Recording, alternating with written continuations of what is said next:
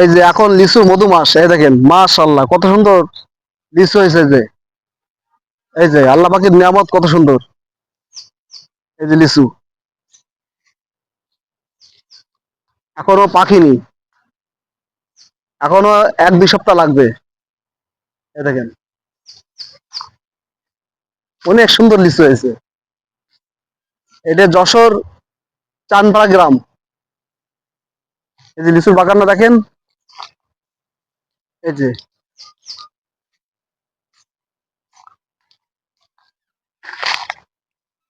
এই যে গাছে সব লিচু মাশাআল্লাহ।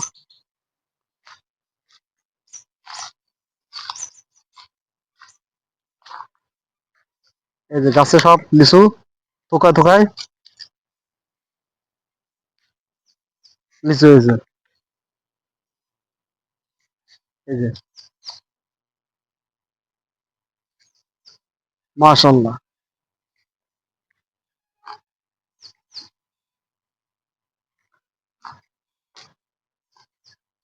এই যে লিচু বাগান সব আল্লাহ পাকের নিয়ামত।